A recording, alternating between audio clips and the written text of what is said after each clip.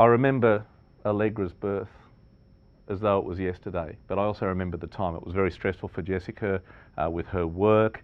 We brought the baby home and we went through, you know, the couldn't breastfeed, all those sort of stuffs. How do we change nappies? Are we going to...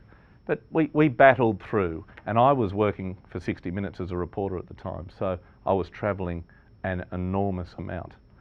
And I remember Jessica, I think she was hanging on. She was hanging on. As I look back, I see that. But I do remember it got to a point one night where I think I'd just returned from a long trip for 60 Minutes. Allegra, let's say she was 6 months old. And Jessica looked at me, she was sitting on the couch opposite me and said, I can't do this anymore. I can't do this. I'm not coping. I'm really, really struggling. I can still see her telling me that. And it stopped me in my tracks because I'd married this woman that I thought was so perfect, so wonderful. I remember she said, I'm struggling, I can't cope. This is absolutely wiping me out. I haven't got the baby blues, something's wrong and I need help.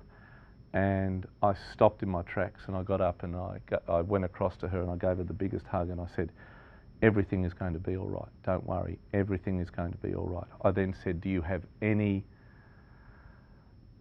suicidal feelings about yourself, or do you have any feelings that you want to harm Allegra? And they were hard things to say as a husband and a father. And she said, no. And I took her at her word, but I knew that we were in a pretty desperate situation. And I had a very sick wife. And I again reiterated that I will look after her, everything will be all right. So I think she took a deep breath then, and it was a moment of, phew. I've shared this with Peter because she's told me that was the hardest thing that she's ever had to do, is to tell me how she was feeling in that situation. So the next morning I had an action plan worked out. I rang her obstetrician. I said, this is what's happened. She was fantastic. She got us into a specialist psychiatrist in postnatal depression almost immediately. I went along with Jessica as her husband and as the father of Allegra, and the ball started rolling. And I know Jessica felt immediate relief, not necessarily from the deep dark feelings she was feeling and the not coping, but just that someone, i.e. me, the obstetrician and the psychiatrist, had put a big net underneath her and that we were going to catch her if she fell. And that was the start of a long process of making her feel better, get better. We weren't talking the baby blues, we were talking a mental illness that strikes many, many new mothers. And that's the difference.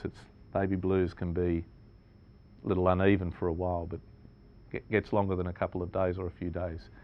That's when I realised that things were not right.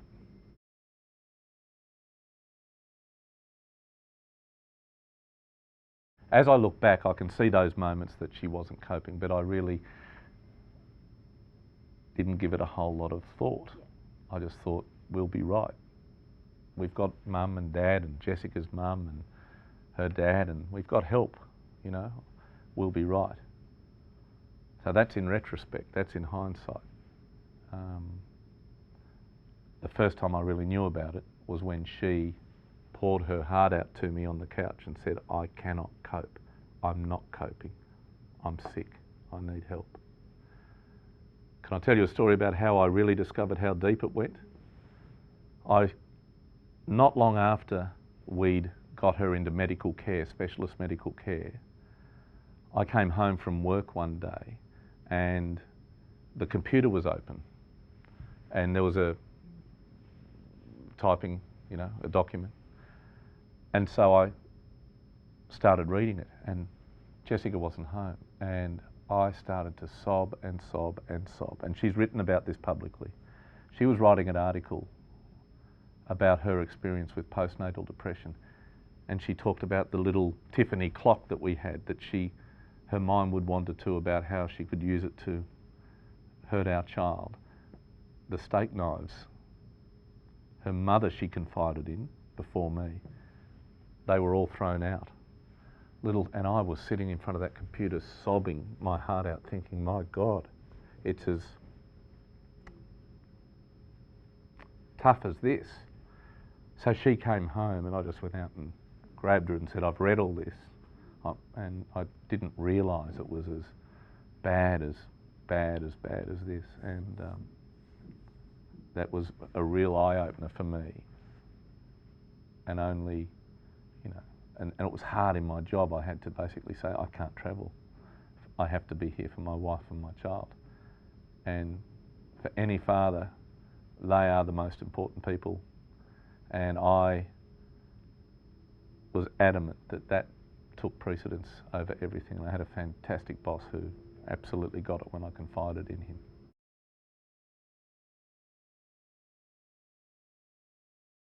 If you're not coping, if your wife's not coping, the most critical thing you can do is speak up and get help.